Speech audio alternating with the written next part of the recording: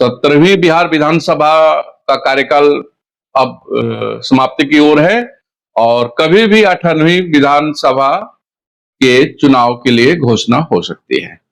हालांकि भारत के निर्वाचन आयोग ने अभी तक चुनाव की घोषणा नहीं की है, लेकिन राजनीतिक दलों के द्वारा चुनाव के डंका बजा दिए गए हैं।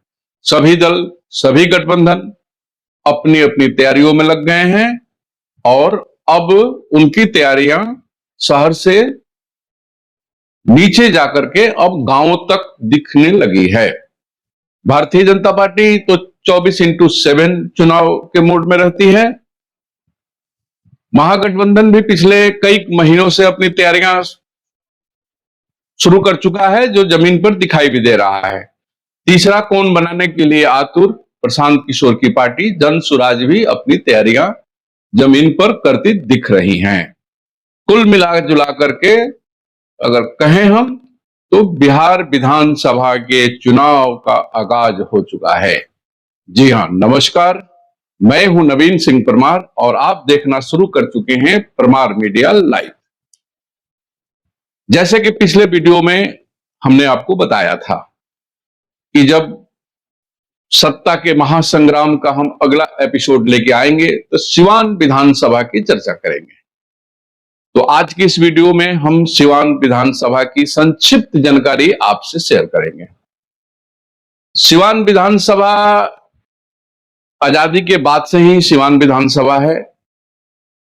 सिवान विधानसभा का अगर संक्षिप्त हम आकलन करें तो यहां मिलीजुली स्थिति रही है।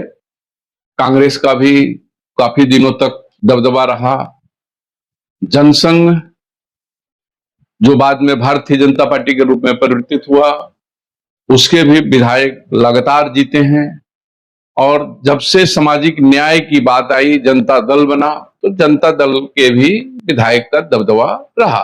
कुल मिला जुला करके सिवान विधानसभा जो है यह मिलीजुली स्थिति रही है। सिवान विधानसभा में हम बहुत पीछे नहीं जाएंगे। आज के वीडियो में हम 2000 से, यानी जिसको हम 21वीं सदी कहते हैं, 2000 से हम चर्चा करना शुरू करेंगे इस वीडियो में। तो 2000 में जो चुनाव हुए थे सिवान विधानसभा में, उसमें जनता दल के उम्मीदवार अवध बिहारी चौधरी चुनाव जीते थे। उन्हें लगभग 1,79,000 मत मिले थे। काफी बड़ी जीत थी अवध बिहारी चौधरी की। अवध बिहारी चौधरी को 79% से अधिक वोट मिले थे। वहीं दूसरे नंबर पर भारतीय जनता पार्टी के उम्मीदवार वसी अहमद थे। उन्हें मात्र 13% या कहिए कि 13.5% के करीब वोट मिले थे। कुल 18,600 कुछ वोट मिले थे, यानी काफी बड़ा अंतर था जीत हार का। और अवध बिहारी चौधरी यहां से विधायक बन के गए, उनकी बड़ी जीत थी। उसके बाद 2005 अवध बिहारी चौधरी गए विधायक बन करके, तो मंत्री भी बने, जैसा कि आप सारे लोग जानते हैं। उसके बाद 2005 का चुनाव आया और 2005 के फरवरी महीने में चुनाव हुए और फरवरी महीने के चुनाव में अवध बिहारी चौधरी पुनः चुनाव जीते। लगभग 40,000 के करीब उनको वोट मिले थे। दूसरे स्थान पर व्यासदेव प्रसाद रहे। भारतीय जनता पार्टी ने इस बार अपना प्रत्याशी बदला था। व्यासदेव प्रसाद भारतीय जनता पार्टी के प्रत्याशी थे। अब व्यासदेव प्रसाद को लगभग 26,700 कुछ वोट मिले, यानी 27,000 के करीब वोट मिले थे। दूसरे नंबर पर रहे थे। लेकिन दुर्भाग्यवश बिहार विधानसभा का गठन नहीं हो पाया और राष्ट्रपति शासन लग गया। उसके बाद पुनः चुनाव की घोषणा हुई। तो वह चुनाव अक्टूबर में हुआ और अक्टूबर में पासा पलट गया। व्यासदेव प्रसाद जो दूसरे नंबर पर थे फरवरी के चुनाव में, वह अक्टूबर वाले चुनाव में प्रथम स्थान पर आ गए और उन्हें 42,700 कुछ वोट, यानी लगभग 43,000 वोट मिले। और उसी प्रकार से जब 2010 की हम बात करते हैं तो 2010 में पुनः भारतीय जनता पार्टी के नेता व्यासदेव प्रसाद चुनाव लड़े और विजयी हुए। उन्हें लगभग 44% से कुछ अधिक वोट मिले। उन्हें 51,637 वोट मिले थे। दूसरे नंबर पर अवध बिहारी चौधरी थे। उन्हें लगभग 33 पॉइंट कुछ परसेंट वोट मिले थे और उन्हें 39,000 के आसपास में वोट मिले थे। उसी प्रकार से अगर हम 2015 की बात करते हैं तो 2015 बहुत कड़ा मुकाबला हुआ और व्यासदेव प्रसाद उस कड़े मुकाबले में 35% कुछ वोट पाकर के 55,156-57 वोट पाए व्यासदेव प्रसाद चुनाव जीते।